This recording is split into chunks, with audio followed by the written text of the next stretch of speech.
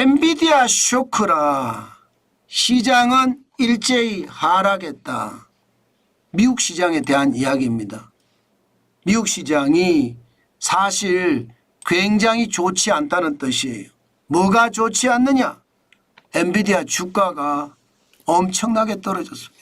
뭐 엄청나게는 아니죠. 사실 따지고 보면 2.55% 떨어져서 138.81을 기록했으니까 뭐 이걸 가지고 엄청나게라고 표현하는 건 조금 과했다. 저는 그렇게 생각합니다.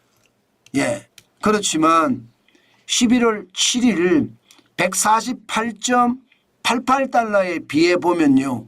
거의 10달러 가까이 떨어졌잖아요. 10달러 가까이.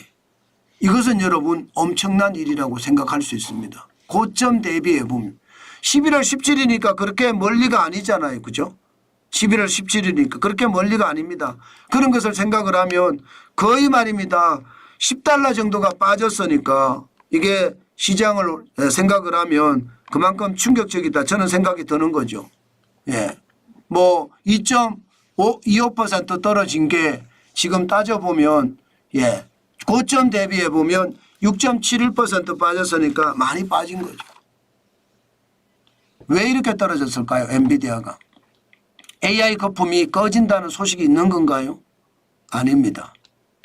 이게 중국에서 엔비디아에 대해서 반독점법으로 조사를 시작을 했다는 거예요. 기업의 차별을 뒀다는 이야기죠. 네.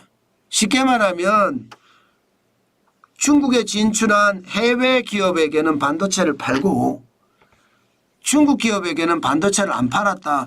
그렇게 아마 생각이 되는 것 같습니다. 이게 시장에게는요. 예, 미국과 중국의 충돌의 전초전이다. 이렇게 시장은 이해를 하는 겁니다. 그러니까 시장은 엔비디아 쇼크가 사실상 미중 충돌의 시작점이다. 이렇게 보는 거예요.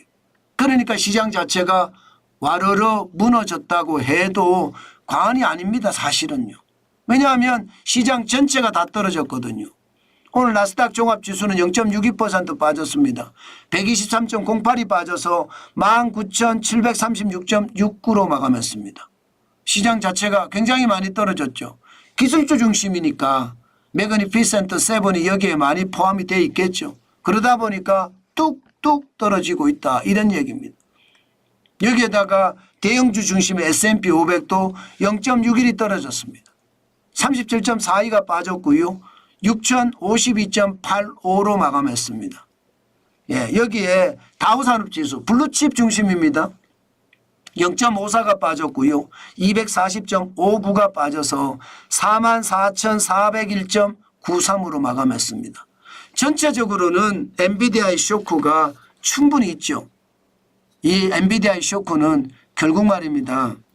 미국과 중국의 무역 충돌의 시작점이다. 이렇게 보는 것도 틀리지 않기 때문에 시장은 와르르 무너졌는 것. 이게 시장이 아닐까 이렇게 생각을 합니다.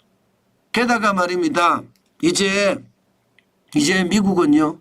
조만간이에요. 얼마 시간이 안 남았습니다. 조만간 연방공개시장위원회가 열릴 겁니다. 그 연방공개시장위원회에서 금리를 결정할 텐데 그 금리가 어떻게 될 것인가 거기에 대한 불확실성이 굉장히 높습니다. 불확실성이 높다는 건 여러분들도 아시지만 시장에 나쁜 선례를 남기거든요. 쉽게 말하면 떨어질 수 있다는 뜻이에요. 지금 현재까지 불확실성이 굉장히 큰데 결국은요. 금리 인하에 초점은 맞춰져 있습니다. 금리 인하에. 예, 금리 인하에 초점은 맞춰져 있습니다. 그러니까 시장이 금리를 인하한다고 하면 올라가는 게 정상인데 오늘 오히려 떨어지는 걸 보면 실제로 보시면 금리를 0.25% 인하한다가 85.8%예요. 12월 9일 기준으로. 그건 12월 18일에 앞으로 어떤 일이 벌어질지 더 지켜봐야 되겠지만 전체적으로는 금리를 인하하는 모양새가 될 것 같고요. 여기에 오늘 주가가 이렇게 빠진 것은요. 아무래도 엔비디아의 쇼크가 미중 무역 충돌의 시작점이다. 이게 시장을 더 많이 떨어뜨리게 되는 원인이 아닌가 저는 그렇게 분석을 해봅니다. 그만큼 말입니다. 시장의 분위기 굉장히 달라졌다는 뜻이죠. 여기에다가 각 종목별로도 보면 필라델피아 반도체 지수가 조금 빠졌습니다. 0.84% 빠졌습니다. 5,018.84로 마감했습니다. 이거를 보면 우리는 어떻게 될까요? 우리는 SK 하이닉스는 어떻게 되고 삼성전자는 어떻게 될까요? 필라델피아 반도체 지수가 0.84% 빠지는 것을 보면 반도체 쪽의 상황도 그렇게 녹록하지는 않다 이렇게 봐야 되나요? 게다가 엔비디아 제품에 아무래도 SK 하이닉스의 제품들이 부품으로 들어갈 거 아니에요. 그런데 여기에 만약에 반독점 조사를 받으면 충분히 피해가 있을 수 있습니다. 게다가 우리 시장은 지금 비상계엄 사태의 후폭풍 여기에다가 탄핵 정국까지 같이 겹치면서요. 시장의 위기감은 저는 굉장히 크다고 생각합니다. 그렇기 때문에 오늘 시장의 변동성은 저는 많겠다 이렇게 봅니다. 여기에 말입니다. 테슬라. 오늘 테슬라 진짜 많이 올라갔죠. 요즘 테슬라 올라가는 걸 보면 $400가 이제 멀리 있지 않다 이렇게 이야기합니다. $400가. 야, 뭐 올라가는 게 진짜 2024년 4월 12일에 제가 이때 제가 그런 얘기 했습니다. 2023년 1월 3일에 $108.10가 됐는데 그렇게까지 떨어지면 내가 한 주 사겠다 그런 이야기 했습니다. 나도 한 주 사겠다 그런 이야기는 했었어요. 그런데 그때를 생각을 하면 지금 배수가 엄청나죠. 2배가 훨씬 넘게 올랐죠. 참 시장이라는 게 이렇습니다. 이렇게 엄청난 변화가 있다는 것 다시 한번 보시면서 아마 테슬라는요 $400 넘어간다는 게 시장의 예측치거든요. 아마 그렇게 올라가지 않을까. 그렇게 되면 대한민국에도 뭐 반도체 기업들 뿐만 아니라 이게 전기차 기업들 또 전기차 배터리 2차 전지와 관련돼서는 뭐 중국의 어떤 엄청난 저가 파산 공세가 있기는 하지만 이게 좀 벗어나지 않을까 그런 생각도 해봅니다. 어쨌든 여러분 우리 2차 전지는 테슬라 주가가 정치적인 이슈 때문에 올라가는 것도 있습니다. 그것도 반드시 가만히 돼야 됩니다. 그것까지 생각을 하면 시장에는 좀 뭐 위험이 있다 이렇게 생각은 듭니다. 그러나 2차 전지나 전기차에게는 조금 호재가 되지 않을까 그런 생각은 해봅니다. 여기에다가 애플도 246.75달러까지 올라갔거든요. 이게 연고점입니다. 연고점. 진짜 장난 아닙니다. 이게 연고점이라는 게 쉽게 오는 게 아니라는 거 여러분도 아시죠? 게다가 사상 최고의 또 사상 최고점.